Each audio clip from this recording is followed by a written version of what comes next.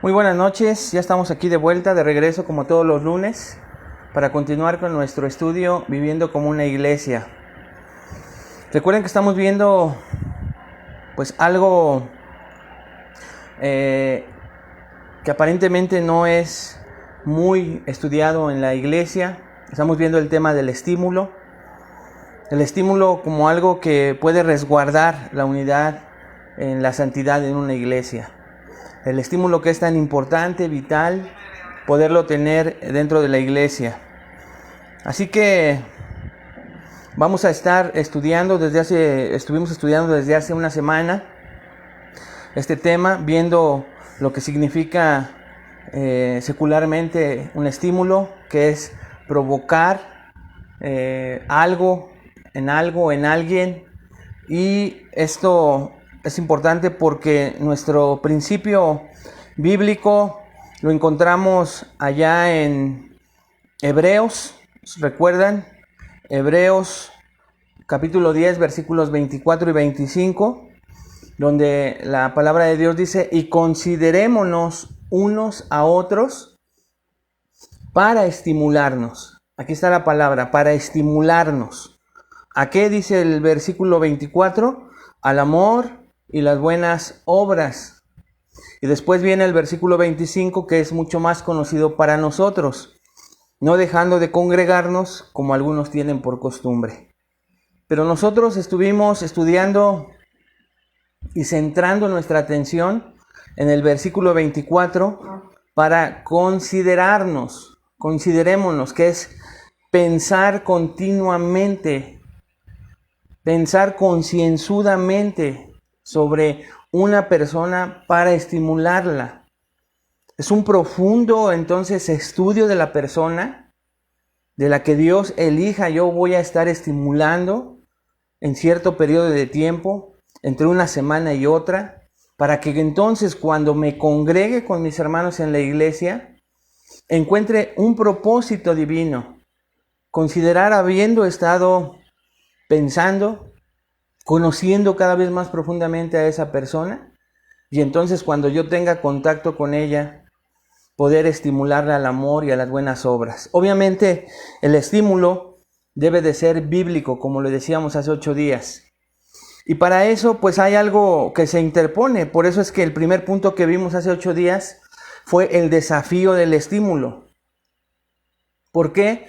Porque nuestra naturaleza pecaminosa a veces no llega a entender que nuestro problema, en primer lugar, no es con la conducta de las personas.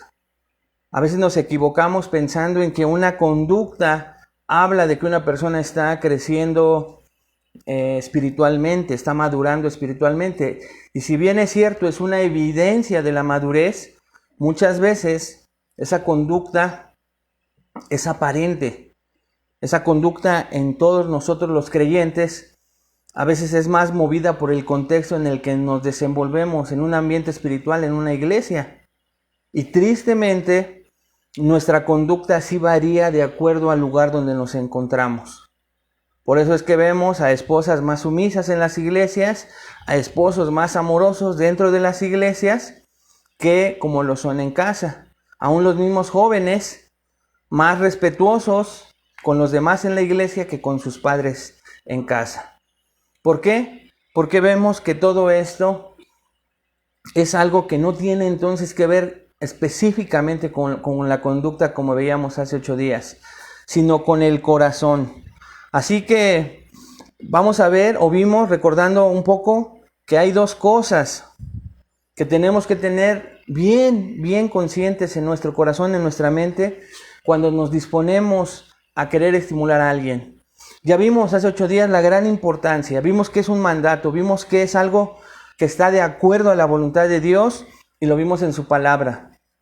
Ahora bien, yo me he dado cuenta que a veces algo rechazado, bloqueado por una persona o por varias. ¿Por qué? Porque no sé hacer el estímulo, no sé practicar el estímulo bíblicamente. Y veíamos hace 8 días es porque desconocemos estas dos cosas o no fijamos nuestra mente cuando queremos estimular a un hermano, a una hermana, a una familia en la iglesia, primeramente que el problema es con una lucha en el corazón de las personas, no en la conducta. ¿Por qué? Porque el corazón estimulado, más que la conducta, va a provocar conductas correctas, íntegras, más plenas, más completas, delante de Dios y de los hombres. Porque un corazón transformado va a producir conductas transformadas. Con esto no queremos decir que la iglesia vive totalmente en hipocresía, hermanos, pero realmente tenemos que reconocer que hay cierto grado de hipocresía.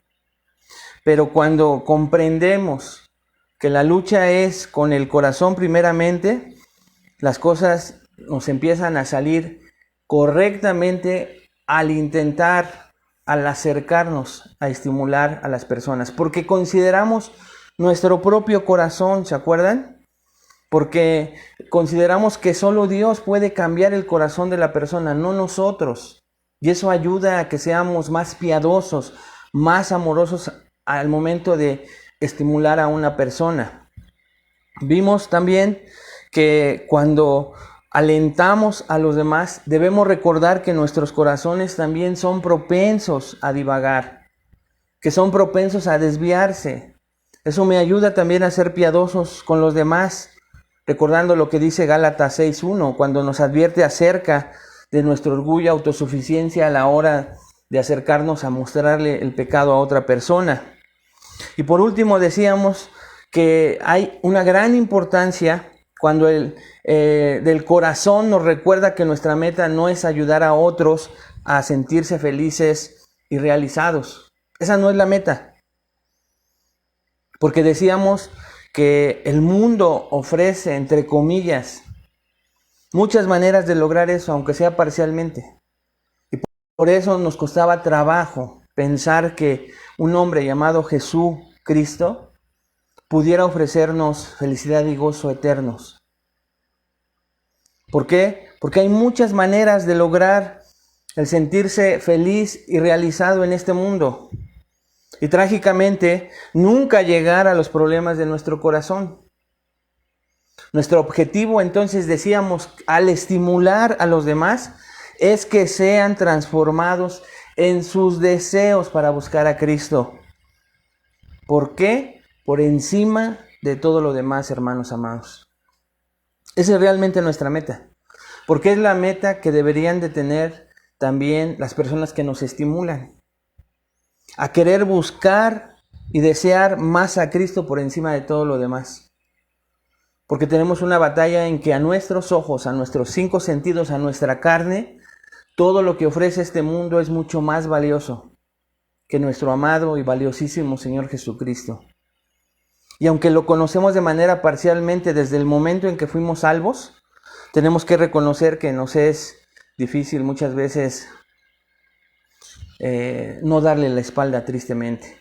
Cuando se estimula correctamente, se estimula pensando no en que una persona sea feliz porque sale de un problema, sino porque se logró el objetivo de que quiera honrar más a Cristo, más a Dios con su vida, porque se quiere parecer más a Él, porque quiere buscarlo por encima de cualquier cosa, circunstancia, problema que pueda tener. Esa es la meta. Así que decíamos que ese es el primer punto y nos quedamos, hermanos, en que la segunda cosa que estorba para que podamos llegar a la meta bíblica de poder estimular correctamente a los demás es todas aquellas filosofías huecas y engañosas. Decíamos por filosofía que Pablo hablaba de ellas allá en Colosenses 2:8 cuando dijo: mirad que nadie os engañe por medio de filosofías y huecas sutilezas, según las tradiciones de los hombres, conforme a los rudimentos del mundo. Y escuche lo que dice al final Pablo: y no según Cristo. Que nadie los engañe. Va a haber, y ya había desde el momento en que Pablo está escribiendo esta carta, filosofías y huecas sutilezas según las tradiciones de los hombres, conforme a los rudimentos de este mundo, y no según Cristo. Tengan cuidado, decía Pablo a los colosenses. Pero es lo mismo para nosotros, hermanos, porque tenemos que reconocer que nosotros también estamos llenos y antes de llegar a Cristo veníamos con todas esas enseñanzas en nuestro corazón. En esa búsqueda de encontrar la felicidad, la plenitud, muchos de nosotros buscamos en lo que nos ofrecía este mundo. Y después de ser cristianos, seguimos escuchando al mundo. No es difícil por eso ver a cristianos que se desvían. Se desvían hacia combinar el cristianismo, más la psicología, más el yoga, más el coaching, más cierta doctrina filosófica. Y entonces es Cristo más esto, Cristo más aquello, porque Cristo no es suficiente. Pero Cristo lo es. Su palabra de Dios es suficiente para todo lo concerniente a la vida y a la piedad, nos dice el Señor en su palabra, ahí escribiendo Pedro. Entonces, estamos contaminados de todas esas filosofías y decíamos que a veces cuando tenemos la intención de animar a una persona, utilizamos sin darnos cuenta muchas de estas filosofías con las que venimos nosotros todavía caminando en nuestra vida cristiana. Las mencionamos y decíamos que el autor Timothy Lane y Paul David Tripp, en su libro Cómo cambia la gente, llamaban a estas filosofías la brecha del evangelio y explicamos lo que significaba esta brecha. Esta brecha no es otra cosa que es ese desconocimiento del cristiano, de su presente, de su vida cristiana presente. Y que la mayoría del cristianismo actual vive sabiendo de dónde lo sacó Dios, de ese pasado del cual lo sacó Dios, y con un futuro glorioso en la eternidad con Cristo. Y entonces vive entre lo que lo sacó Dios y donde lo espera el Señor. Pero tristemente olvida practicar su cristianismo, olvida vivir el evangelio en su propia vida en el presente. Y eso se manifiesta en una vida pues pasiva, en una vida intrascendente, aunque se pueda estar en una iglesia por años. No se ve el fruto y el impacto y el crecimiento y madurez de esa persona, entendiendo por qué Dios le está permitiendo la vida. No solo la eterna que ya le ofreció a través de Cristo, sino la vida mientras esté en esta tierra, en este mundo. Y muchos cristianos tristemente se encuentran en esta brecha. Pero decíamos que esta brecha no está vacía, sino está llena de estas filosofías. Primero en la persona, y que las utiliza sin darse cuenta, más que la Escritura, como lo vamos a ver a continuación esta noche, para estimular a alguien, las utiliza. Y entonces ahí viene el problema, porque en lugar, muchas veces, de verdad, de motivar, de estimular, de provocar algo bueno y positivo en los hermanos, los terminamos desanimando, lastimando, hiriendo, tristemente. Entonces, vamos a poner este tiempo en manos de Dios y vamos a comenzar a verlas con el siguiente objetivo, hermano. Escuche esto. De que identifiquemos, de que escudriñemos en nuestros corazones, que el Espíritu Santo nos ayude a identificarnos tal vez en algunas de ellas, para poder aceptarlas y decir, yo utilizo, sin darme cuenta, esa manera de estimular, pero ya no solamente a los hermanos en la iglesia, muchas veces a nuestros seres amados en casa. Muchas veces así tratamos con las personas en nuestros trabajos, en nuestros negocios. Muchas veces así visualizamos el mundo sin darnos cuenta. Entonces, que sea el Señor que nos ayude, porque necesitamos ubicar estas filosofías en nuestras vidas para erradicarlas, para pedirle al Señor perdón por, sin darnos cuenta, vivir en ellas, en esta brecha, y que al mismo tiempo pues se utilice esta parte para poder a veces no entender esta parte de por qué las personas nos rechazan cuando teníamos buenas intenciones, ¿no es cierto? Entonces esto es sumamente importante, hermanos, para que al quitarlas podamos ver en la práctica que cuando las quitamos de nuestras vidas, vamos, después de ser enseñados cómo podemos bíblicamente estimular, obtener los resultados para la gloria de Dios, para que Dios sea glorificado. Así que vamos a orar muy brevemente para meternos de lleno a estas filosofías. Padre, te damos gracias por esta noche. Gracias, Señor, por darnos la oportunidad de reunirnos y seguir aprendiendo a vivir como una iglesia.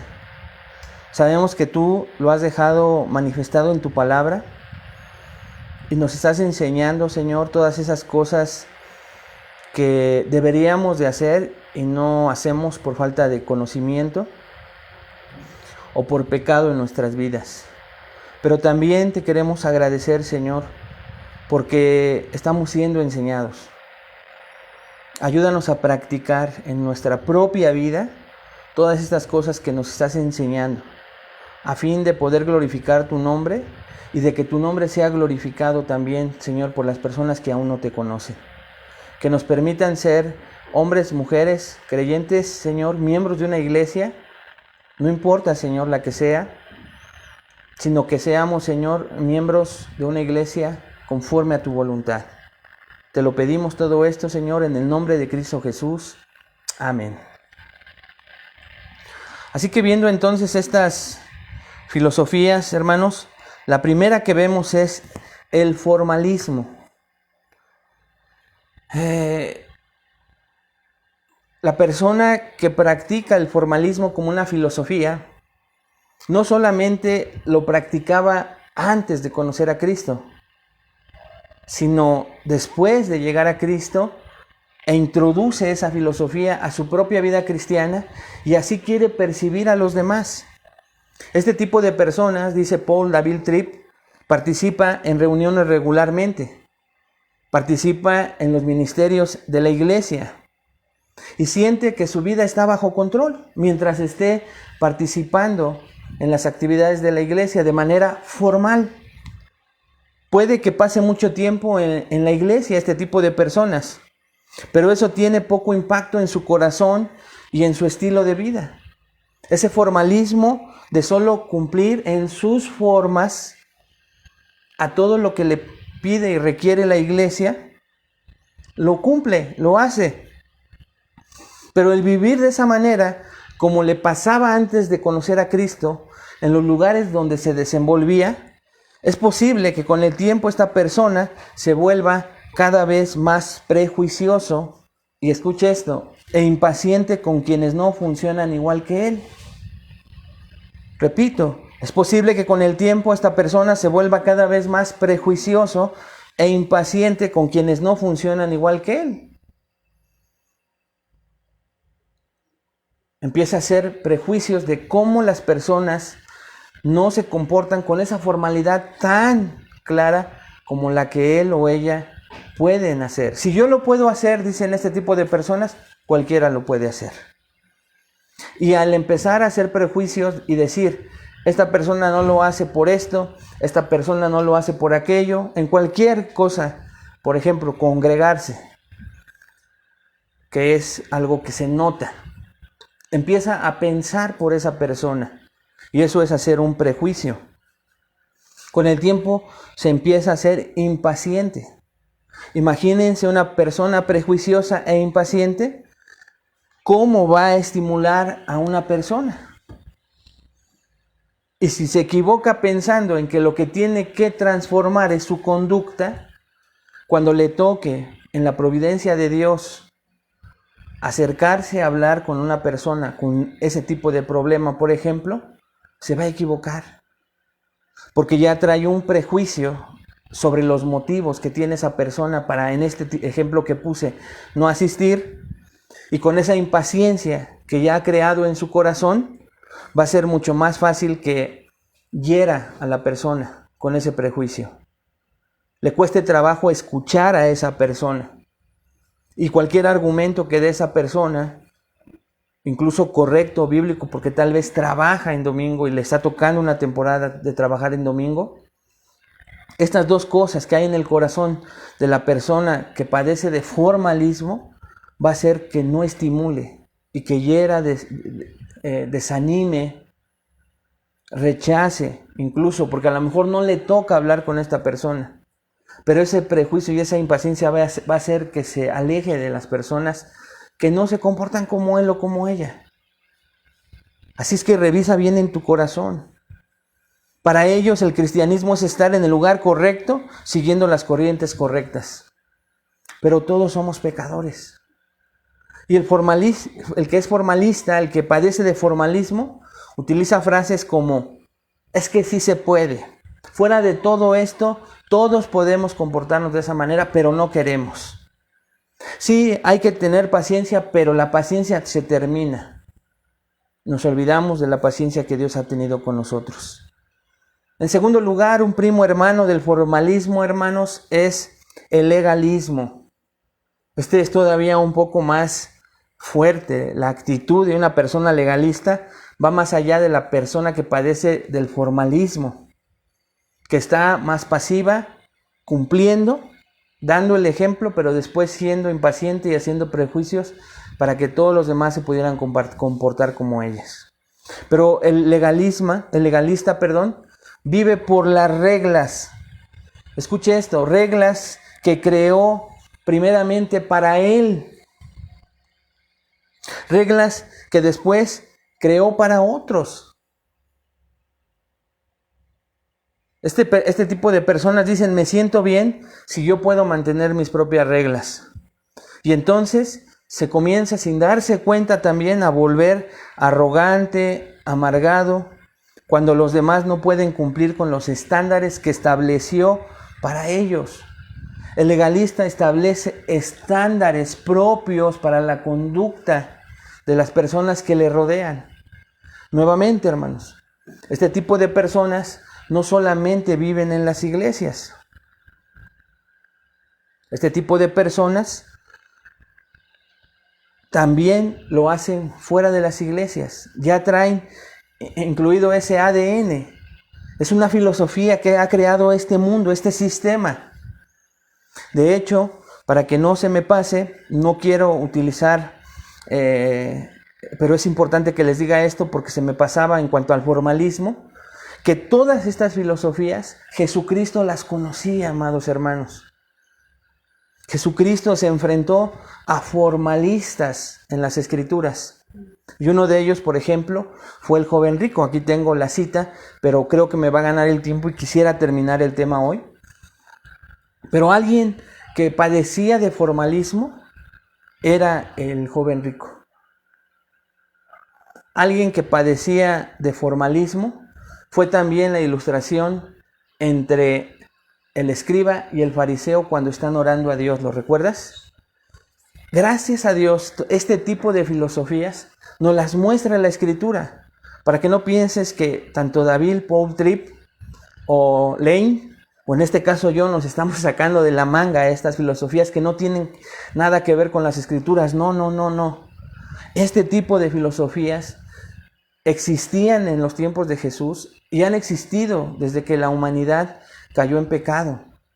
Se han deformado cada vez más y se han adaptado a cada estilo, cultura, tiempo. Pero lo vemos. Obviamente, en cuanto al legalismo, lo podemos ver. Jesucristo se enfrentó a escribas y fariseos legalistas, ¿no es cierto?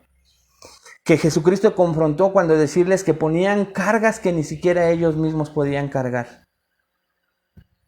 O sea, esas reglas que este tipo de personas muchas veces ponen para sí mismos, no se dan cuenta, no quieren reconocer que ni siquiera muchas veces ellos pueden llevar esas cargas y que cuando caen en algún pecado, para que Dios les muestre que no pueden ser perfectos como ellos creen, minimizan sus pecados en comparación a los de los demás. Esas personas son más agresivas que los formalistas. Pero Jesucristo también se enfrentó con ellos. Este tipo de personas normalmente está en su mente y en su corazón, sino con esta frase, con un sentimiento en donde no hay gozo en su vida, porque no hay gracia que tenga que ser celebrada. No hay estándares que se alcancen para que una persona se pueda ver creciendo o madurando. Imagínate a un legalista tratando de estimular a otra persona. Los esfuerzos que más puede realizar esta persona cuando Dios le habla, pensando en un cristiano real, verdadero, pero con esta filosofía arraigada en su corazón, es que Dios lo mueve a misericordia e intenta estimular a alguien. Pero no tarda mucho en que le da un estímulo y de repente le da un bajón. Qué bueno, hermano, no, sí se ve que lo estás haciendo bien, pero recuerda que el estándar es mucho más alto. Hay muchas personas todavía más maduras que tú, ¡pum! Y tienes esta área bien, pero fíjate, todavía te falta esta y esto que todavía se nota. Creo que deberías de aprender de mí. A veces, aunque no se utilice esa frase, se anteponen. O alguien que practica el legalismo junto con ellos. Se ponen de ejemplos como si de veras estuviera ahí alguien mejor incluso que el Señor Jesucristo. Revisa en tu corazón. Tal vez todos, hermanos, fuimos erradicados de este tipo de filosofías, pero tenemos una tendencia a ellas.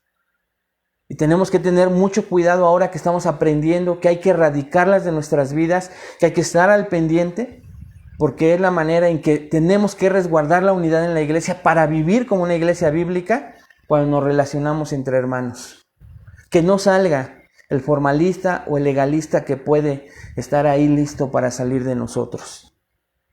En tercer lugar es el misticismo. Hermanos, esa incesante búsqueda de una experiencia emocional con Dios. Esta persona vive por los momentos en los que se siente cerca de Dios, está a la expectativa de estar sintiendo algo, porque eso le indica que tiene una relación cercana con Dios. Pero si no tiene ningún éxtasis emocional, asume primeramente en su vida que Dios no le ama o que Él no es real, que a Él está faltando algo. Pero como lo experimenta en primera persona, imagínate a este tipo de persona que tiene un tiempo sin encontrar ese éxtasis emocional, mucho más en una iglesia reformada, porque a lo mejor Dios lo sacó de una iglesia carismática donde lo que más se mueve son las emociones. ¿Cuántos de nosotros, hermanos, muchos estuvimos acostumbrados a este tipo de búsqueda de éxtasis emocional, ¿no es cierto? Cada domingo, o cada que se presentara la oportunidad en la iglesia donde asistíamos, para que pudiéramos ir a nosotros querer sentir. Porque eso nos asumía que estábamos cerca de Dios. Y cuando no sucedía, asumíamos en nuestra propia vida que Dios no nos amaba o que nosotros no éramos reales, que había algo dentro de nosotros que estaba mal. El problema es, nuevamente, que cuando pensamos eso de nosotros, lo pensamos de las personas que queremos estimular. Es que, ¿sabes qué? Tu relación con Dios ha de estar medio chueca, hay que revisarle. Como los amigos de Job, ¿se acuerdan? También el Señor Jesucristo se tuvo que enfrentar, por un lado, a los griegos, que buscaban, hermanos, ¿qué? El conocimiento. Pero por otro lado, a los judíos, que buscaban la experiencia, que buscaban el poder ver una señal, le llamaban los judíos. Y el Señor Jesucristo dijo, no voy a hacer señal. Porque no pueden estar siguiendo a Dios por las señales. El apóstol Pedro también dice que no debe de estar por encima la experiencia de la verdad, hablando de la palabra de Dios. Tenemos que tener mucho cuidado en que nuestra vida cristiana esté basada en las emociones y éxtasis emocionales que pudiéramos tener. Porque si no, es con la manera en que vamos a estimular a las personas. Pues mira, deberías de irte a buscar un éxtasis, un desierto espiritual en el cual tú puedas volver a mover. Seguramente hay algo en tu corazón que no estás bien en tu relación con Dios. Te lo digo por propia experiencia. Y son honestos porque así viven ellos. Esa filosofía de pensar que lo emocional está apegado con Dios. Y no es que no lo esté, hermanos, pero no tiene que estar por encima. Tenemos que tener cuidado de eso. Y hay muchos cristianos en las iglesias hoy en día que están viviendo un misticismo bien arraigado. La siguiente filosofía es el activismo. Y el activismo es aquella persona que se emociona con el cristianismo principalmente como una forma de arreglar este mundo roto. Es esa persona que basa su relación con Dios en lo mucho que ha hecho para mitigar la pobreza, el hambre en este mundo, o en su país, en su colonia, o donde se relaciona. El problema es que su corazón está lejos de Dios. El activismo hace, hermanos, que no tenga una relación personal con Dios, en donde pueda disfrutar del estudio, de la lectura de la palabra, de la exposición a la palabra, porque siempre está queriendo hacer algo. Se fuga en el activismo para no tener una relación con Dios íntima, porque su relación está basada en lo mucho que él hace por servir a los demás. Es por eso que tristemente vemos ahora hasta en Facebook cómo juzgan que muchas iglesias no evangelizan sin conocerlas. Yo muchas veces he querido decirle a ese tipo de hermanos, ¿no?, que juzgan y condenan a quienes no evangelizan. En primera, que no conoce. Y en segunda, que la Escritura dice que lo que haga tu mano izquierda no lo sepa la derecha. ¿Para qué tanta faramalla en estar diciendo que se evangeliza cuando pudiéramos estar cayendo en activismo, en enseñarle a la gente activismo, ¿no es cierto? Con eso no estoy diciendo que no se evangelice. Al contrario, hay que hacerlo. Es un llamado de atención a las iglesias bueno y correcto. Pero tenemos que tener cuidado, porque podemos caer en la justicia social, en estar haciendo cualquier actividad para mitigar el hambre, pero a lo mejor no el hambre espiritual, y nos conformamos con orar en ese momento y predicar unos instantes el evangelio, que no está mal, hermanos, y hay que hacerlo. Pero no debemos basar nuestra vida cristiana en esto porque se llama activismo, y es una filosofía del mundo. Reducimos a Cristo a lo que pueda hacer Cristo por las personas para mitigar sus necesidades físicas. Y el mismo Señor Jesucristo, hermanos, luchando contra el activismo, le dijo a las multitudes que lo seguían por comer y por recibir milagros en su vida, que lo iba a terminar de hacer porque él sabía que lo seguían, porque les daba de comer. Cuando él tuvo que confrontar más fuerte en su doctrina el pecado, el llamado al arrepentimiento, nosotros sabemos lo que pasó con esas multitudes, al grado que el Señor Jesucristo se voltea con sus discípulos y ¿qué les dijo? ¿También ustedes quieren irse?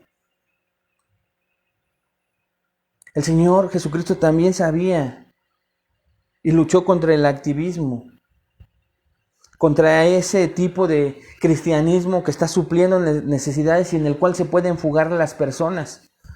Ese tipo de personas, la manera en que creen que se puede estimular, aunque no digo que no sea cierto, recuerden, estas filosofías son verdades a medias, pero siempre basan su estímulo en decirle a las personas, pues deberías de empezar a servir, deberías de irte y buscar actividades evangelísticas de ayuda social, aunque no sean en tu iglesia, tú busca y vea una y otra cosa. Tengamos cuidado, hermanos, porque vamos a equivocarnos si estimulamos a una persona con el activismo que nosotros podemos estar padeciendo.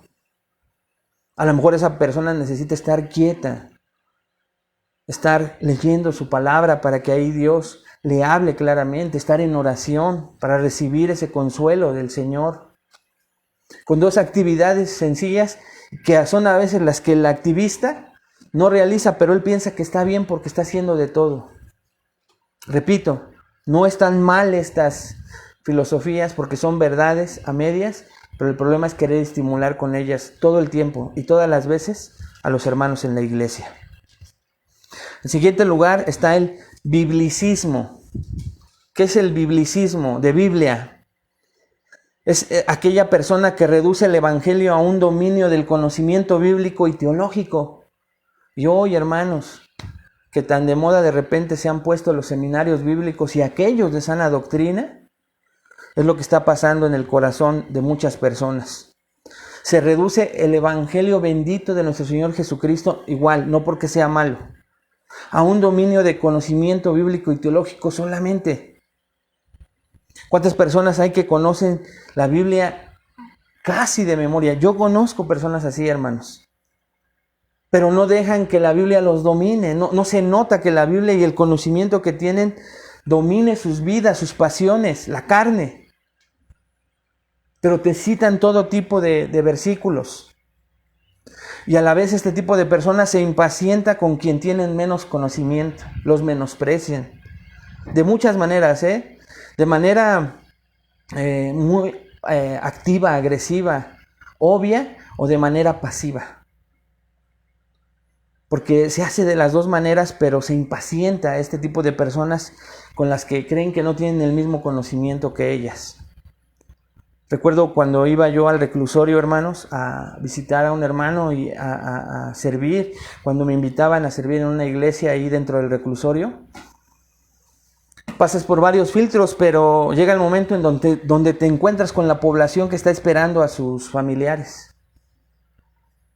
Y mientras algunos están a la expectativa de esperar a sus familiares, cuando empiezas a ver todos de color beige, ves cómo unos están al pendiente, pero otros se están acercando y no están esperando familiares, sino que como tú llegas con bolsas para comer con la persona a la que vas a visitar, mientras platican, mientras estás ahí, le llevas algo, una torta, algo, cualquier cosa, para compartir el alimento con la persona, se te acercan corriendo las demás personas.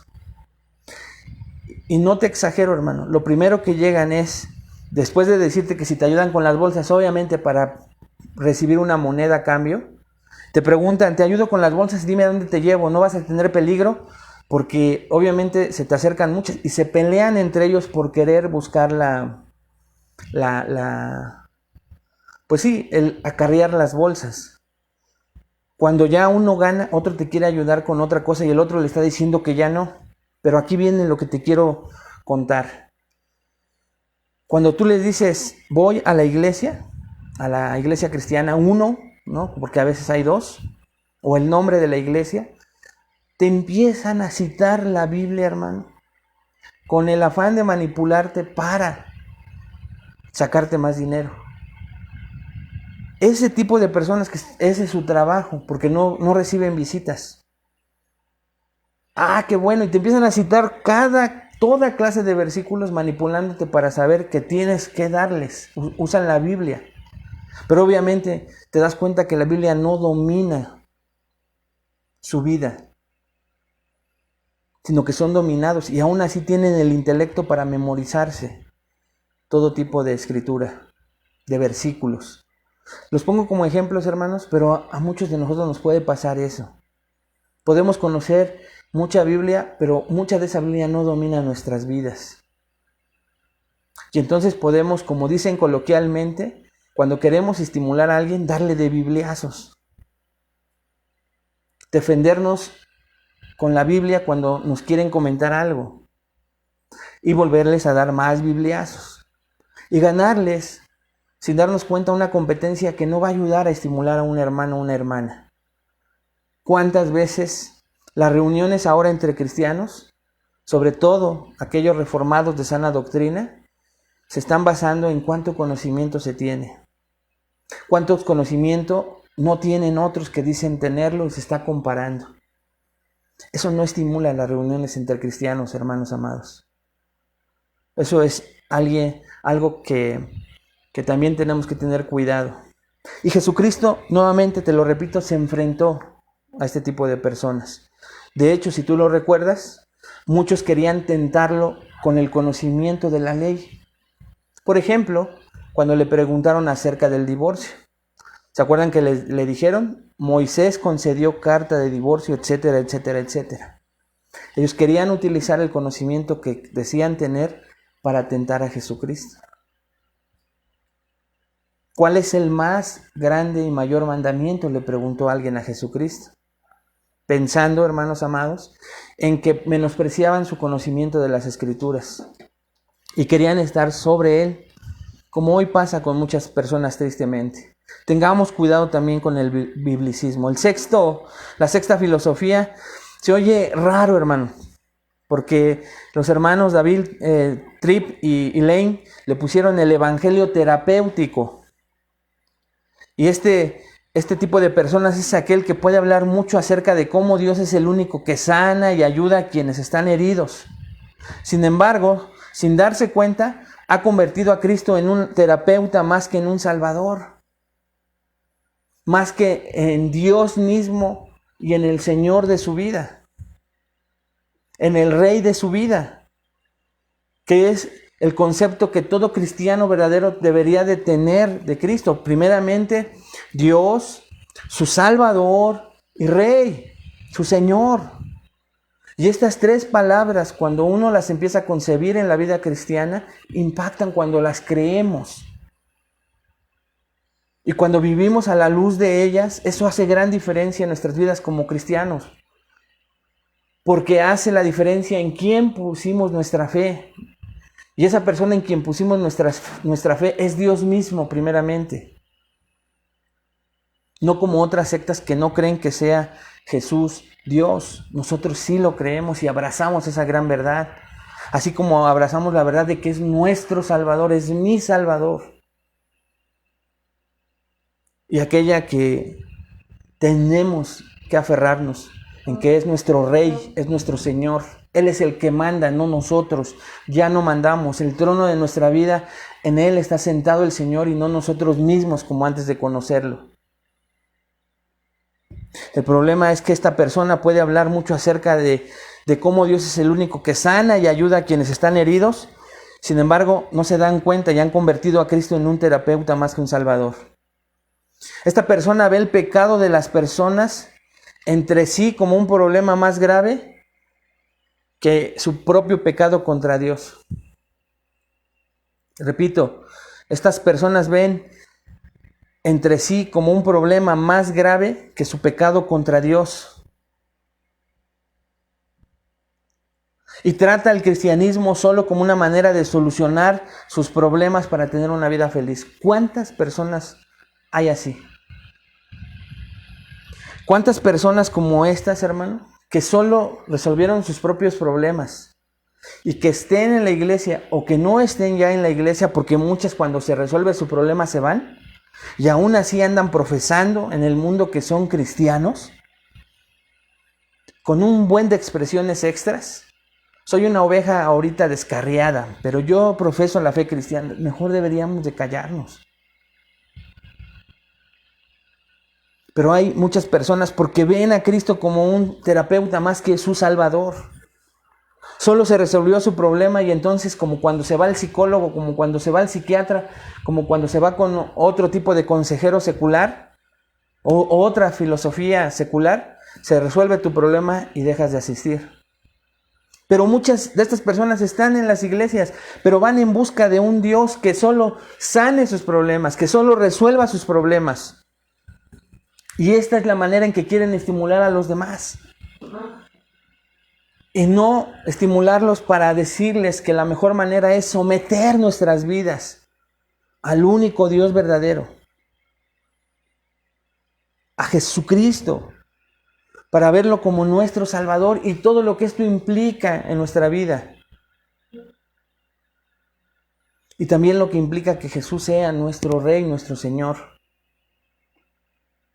Entonces, estas personas se equivocan al querer estimular a otras personas, pensando que solo Dios es un sanador, es un proveedor temporal, es una persona que puede resolver sus problemas. Y vuelvo al ejemplo de Jesucristo, cuando las multitudes le seguían solo por ser alimentadas.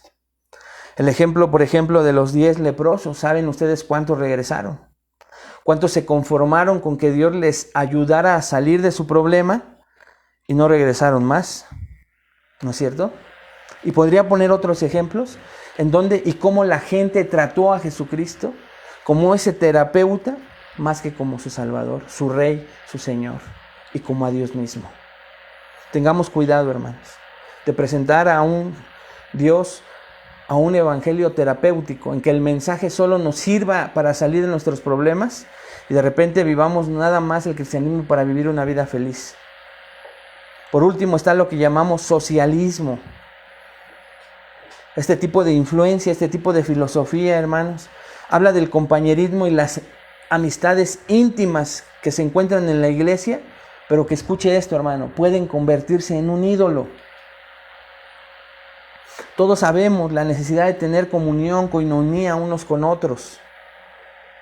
Pero el problema es que estas amistades se convierten en ídolos porque se obtienen ganancias de ellas. Hermanos, yo tristemente he visto con estos ojos que dicen coloquialmente se van a comer los gusanos. Bueno, si no es que me incineran, ya hablaremos de eso alguna vez. ¿Qué es lo correcto a la luz de la palabra de Dios? Si es pecado una cosa, otro no. Si es correcto o incorrecto. Pero con mis propios ojos he visto cómo personas cristianas están en las iglesias por cómo están sus amistades en otras iglesias. Y si esas amistades se van a otra iglesia, las siguen. Porque han convertido las amistades en ídolos. Yo lo he visto, hermanos amados. El cuerpo de Cristo, dice Paul David Tripp, reemplazando a Cristo. El cuerpo de Cristo reemplazando a Cristo. Y el evangelio queda reducido a una comunidad de relaciones cristianas, donde hay intereses propios. Y aquí es donde da tristeza, porque entonces empiezan a ser elitistas con el tipo de personas que yo quiero tener en mi relación, entre comillas, cristiana. Yo he oído matrimonios cómo juntos han decidido qué tipo de personas son las que quieren y deciden tener como amistades dentro de las iglesias, haciendo acepción de personas. He visto cómo incluso personas, hermanos, se trasladan de 1 a 2 horas, hasta 2 horas, con tal de ir a esa iglesia, porque piensan que ahí está el estatus social de cristianos a los que los llamó ser Dios. Obviamente cuando se reúnen, lo que menos se glorifica es a Dios. También lo vemos en las Escrituras, en cómo Pablo tuvo que exhortar a la iglesia en Corintio cuando habían desvirtuado y deformado totalmente la cena del Señor, ¿lo recuerdan?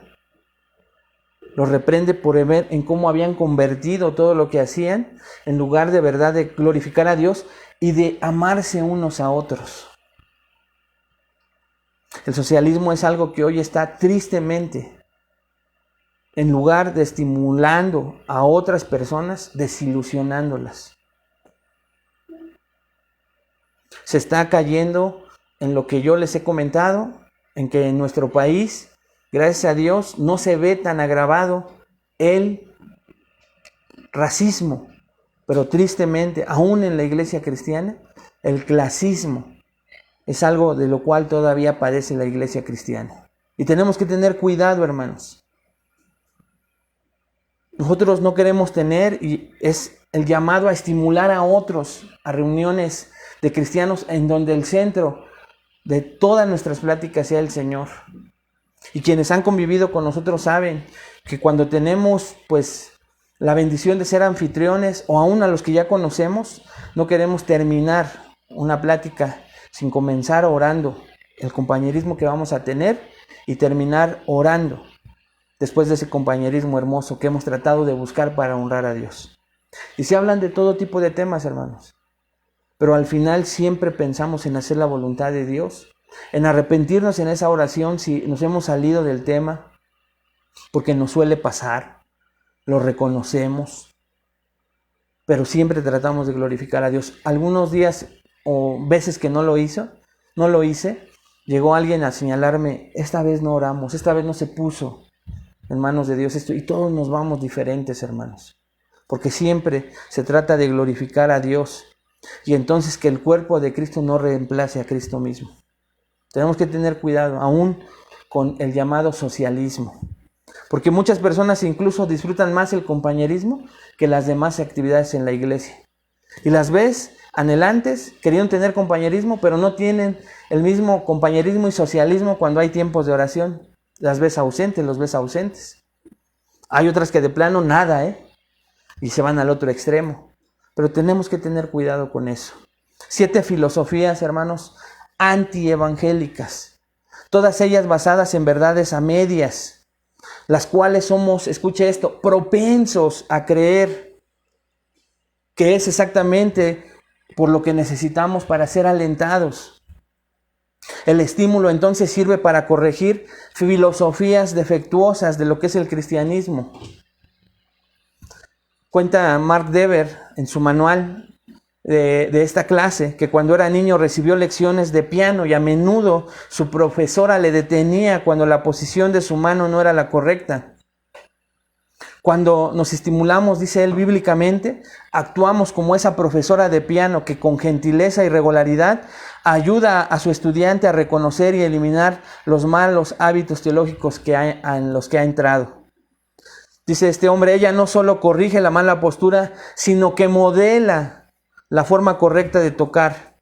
Como esa profesora debemos exponer las concepciones falsas y ayudarnos a deleitarnos en la verdad, como dice Pablo en 2 Corintios 10:5, derribando argumentos y toda altivez que se levanta contra el conocimiento de Dios y llevando cautivo todo pensamiento a la obediencia a Cristo. Ese es el desafío, hermanos. Luchar contra los deseos del corazón, reconociendo que nadamos en un mar de filosofías mundanas que desafían las verdades cristianas fundamentales de lo que somos. Si eso es a lo que nos enfrentamos, a continuación deberíamos meditar en el contexto que debe de haber para el cambio, con lo que me refiero a las clases de relaciones que promueven estímulo hacia resguardar la unidad en la iglesia, hacia la santidad. Así que se necesitan 2 cosas y con eso quiero terminar la clase. Necesita haber un contexto apropiado para el cambio. Necesita haber un contexto apropiado para que podamos encontrar el terreno, el tiempo propicio para estimular a otras personas.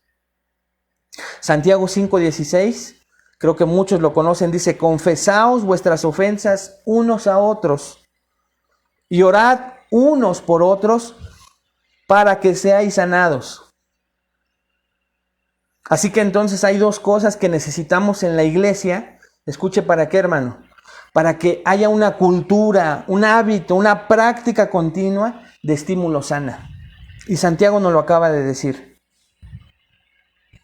1, la disposición de revelar nuestras luchas. Y número 2, la disposición de escuchar y ayudar cuando otros revelan sus luchas. Esto pudiera estar hablando de una comunicación bíblica y sana. Pero escuche, lo repito. De acuerdo al principio de Santiago 5:16, el contexto para el cambio adecuado hacia tener una cultura, una práctica en la iglesia de estímulo sana, en primer lugar es la disposición de revelar nuestras luchas. Y en segundo lugar, la disposición de escuchar y ayudar a otros cuando revelan sus luchas.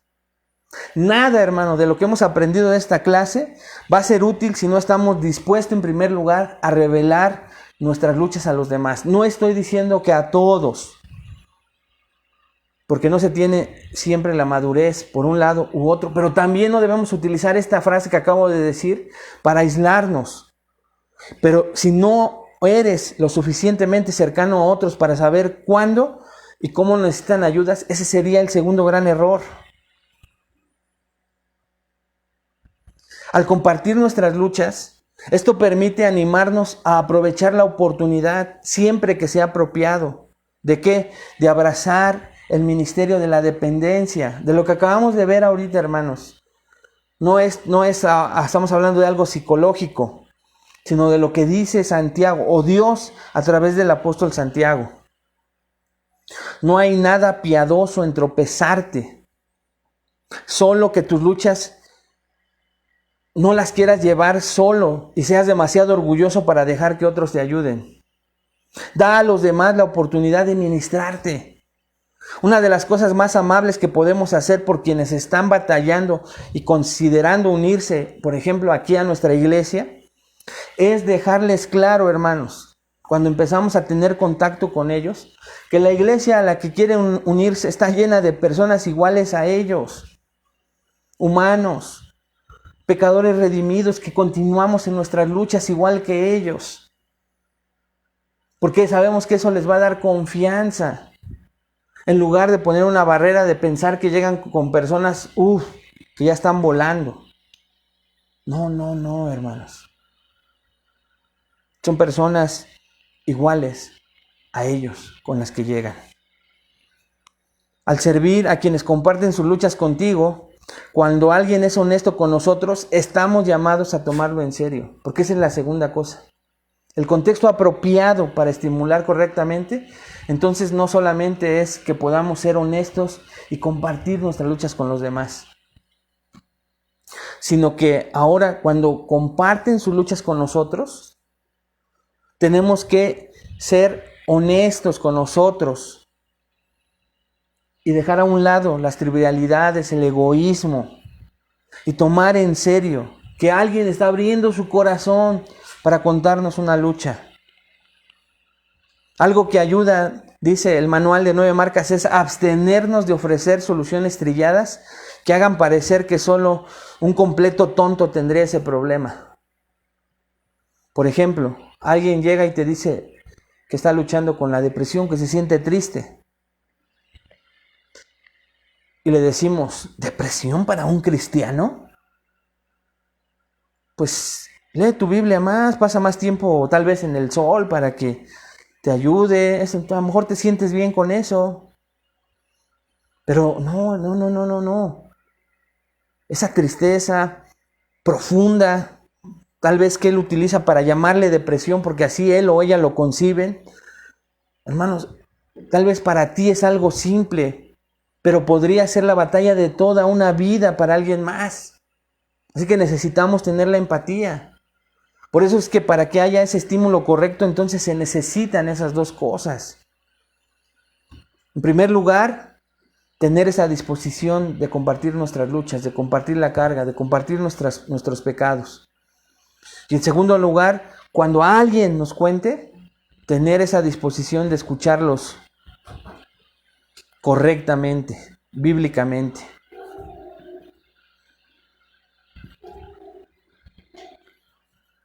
Así que entonces, cuando tenemos el ambiente correcto, la disposición correcta, para cuando yo tenga la necesidad de ser estimulado, por ejemplo, cuando Pablo escribía sus cartas, tenía la necesidad de ser estimulado y pedía oración por él, ¿no es cierto?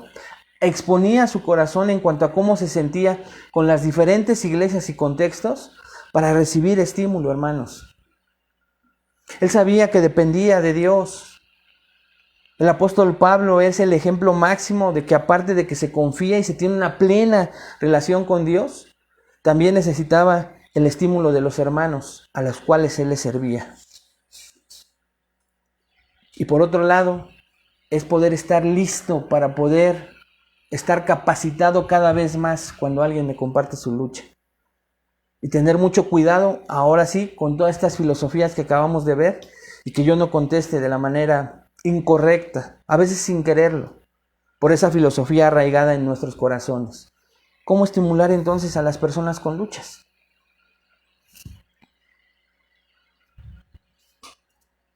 Bueno, vamos a orar y lo vemos la semana que viene.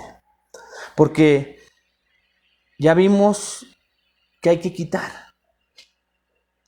Ya vimos que debe de haber un contexto correcto y previamente vimos que es muy importante el estímulo dentro de la iglesia.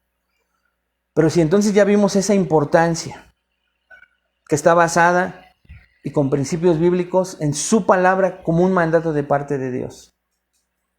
Ya vimos que esa importancia tiene que ayudarnos a quitar diferentes cosas en nuestro corazón para poder estar al pendiente cada vez más de las necesidades. Después de eso, comprendimos que hay dos obstáculos muy grandes. El pensar que la batalla es con la conducta, pero ahora sabemos que es con el corazón de la persona.